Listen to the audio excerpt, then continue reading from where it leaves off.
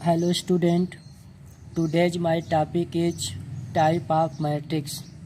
आज हम लोग टाइप ऑफ मैट्रिक्स के बारे में स्टडी करेंगे। पिछले क्लास में हम लोगों ने मैट्रिक्स का डिफिनीशन, मैट्रिक्स से रिलेटेड एक दो क्वेश्चन सॉल्व किए, ऑर्डर ऑफ मैट्रिक्स ये सब पढ़ चुके हैं। अब आज हम लोग टाइप ऑफ मैट्रिक्स को देखते हैं कि मैट्रिक्स के कितने टाइप्स हैं और कौन कौन से टाइप हैं और उनका डिफिनीशन क्या है, किस तरीके से डिफिनीशन है। तो मेनली यह होता है टाइप ऑफ मैट्रिक्स में जो डिफरेंट नेम के मैट्रिक्स अभी हम आपको क्लियर करेंगे। वे सब जो मैट्रिक्स होते हैं वे मेनली डिपेंड करते हैं या क्लासीफाई हो पाते हैं उनके आर्डर पर कि उनका आर्डर क्या है। अगर डिफरेंट आर्डर होते हैं तो इसी तरीके से डिफरेंट मैट्रिक्स बन पाती हैं। जैसे column of matrix, first heading आप देख रहे हैं कि कॉलम ऑफ मैट्रिक्स।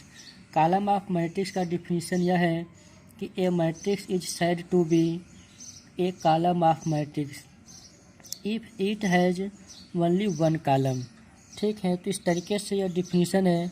यहाँ पर डिफिनीशन हम आपको राइट कर देते हैं। ए मैट्रिक्स इज, आप नोट कर लेंगे, a matrix is said to be column matrix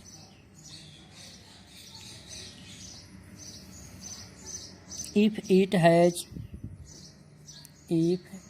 has only one column, it has only one column। ठीक है, यह डिफिनीशन है। अब इसको हम लोग पहले क्लियर कर लेते हैं कि इस डिफिनीशन का मीनिंग क्या है। देखें, a matrix is said to be column matrix, मतलब किसी मैट्रिक्स को हम कॉलम मैट्रिक्स तब कह पाएंगे if it has only one column. देखें, ओनली वन कॉलम यानी कि कॉलम वन रहे और रो कुछ भी हो सकता है, 1 2 3। आप देख रहे हैं कि सिर्फ वन ही कॉलम है और इसमें रो 3 है, 1 2 3, 3 रो है, यानी कि 3/1 इसका आर्डर हुआ। तो इसमें सिर्फ ओनली वन कॉलम। जैसे सेकेंड एग्जांपल अगर देखा जाए, यहाँ पर हमने लिखा 1 2 5 6। अब आप देख रहे हैं कि इसमें कॉलम 1 है और रो 4 है। ठीक है, तो 4 रो से मतलब नहीं है। रो चाहे 2 रहे, 3 रहे, 4 रहे, 5 रहे, 6 रहे, 7 रहे, चाहे n रो हो जाए, लेकिन कॉलम सिर्फ ओनली वन कॉलम है, तो इस मैट्रिक्स को हम कॉलम मैट्रिक्स कहेंगे। अब इसका आर्डर आप देखें, रो 4 है, कॉलम 1 है, इसलिए 4/1 हुआ। ठीक है, आपको समझ आ रहा होगा। नेक्स्ट डिफिनीशन यह है, ठीक है, रोज मैट्रिक्स। रो मैट्रिक्स के बारे में अब हम लोग स्टडी करेंगे। ठीक है, तो रो मैट्रिक्स का डिफिनीशन पहले एक बार सुन लीजिए। A matrix is said to be a row matrix if it has only one row. यानी कि सेम टू सेम डिफिनीशन जो इसमें है, इसमें क्या है कि it has only one column, इसमें ओनली वन रो होगा, क्योंकि रो मैट्रिक्स का डिफिनीशन अब रो के अकॉर्डिंग चलेगा। यहाँ पर हम लोग इसका भी डिफिनीशन समझ लेते हैं। A matrix is said to be a row matrix, मतलब किसी मैट्रिक्स को हम रो मैट्रिक्स तब कह पाएंगे if it has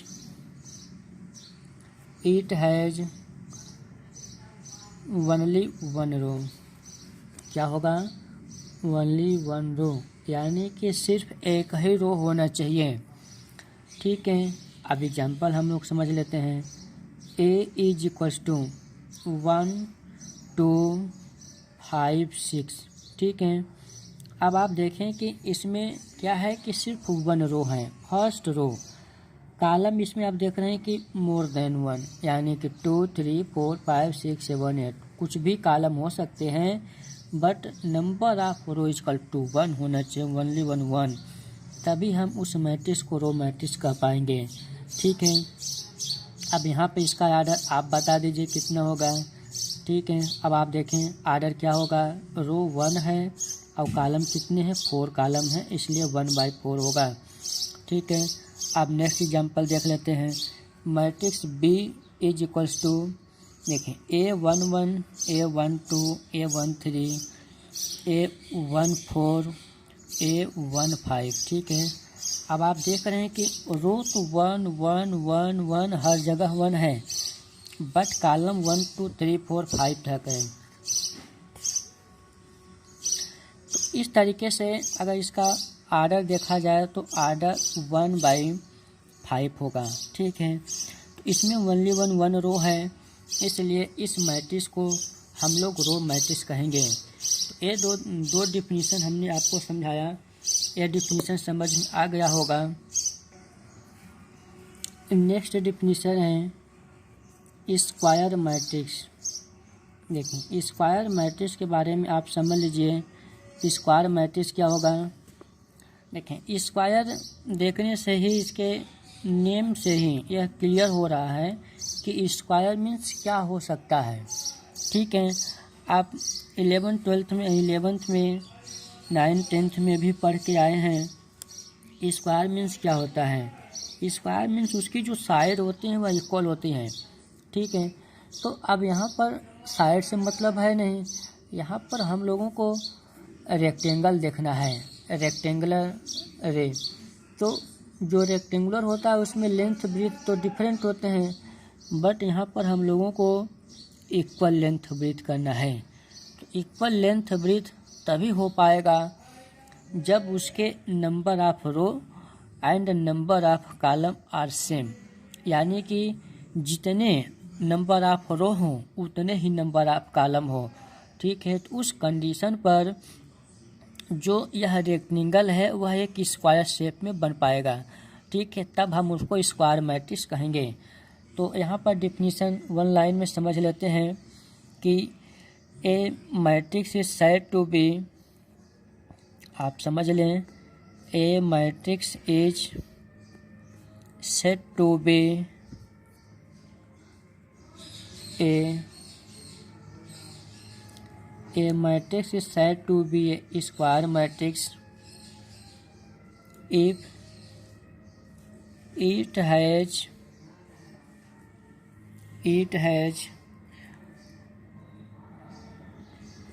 same number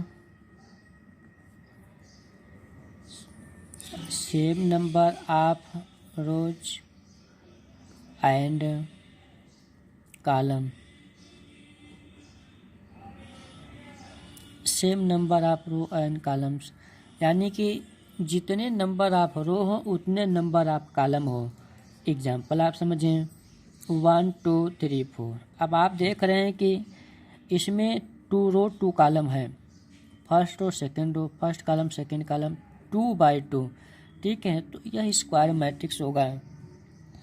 next देखते हैं कि यहाँ पर आप देखें A11 A12 A13 A21 A22 A23 31 32 A33।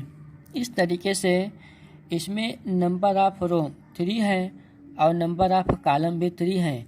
ठीक है, तो number of row equal to number of column, then this matrix is called as square matrix.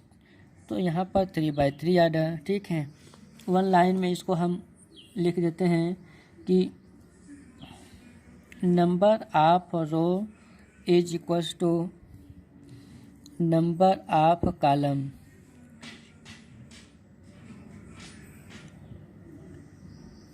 Number of row equal to number of column. ठीक है, तो फिर यह क्या हो जाएगा, स्क्वायर मैट्रिक्स हो जाएगा। ठीक है, स्क्वायर मैट्रिक्स हमेशा n/n या m/m, ठीक है, कहने का मतलब number of row equal to number of column होगा।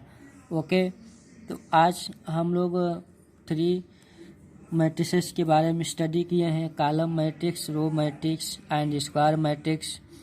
अब हम नेक्स्ट मैट्रिक्स के बारे में देखेंगे, वह होगा डायगोनल मैट्रिक्स। ठीक है।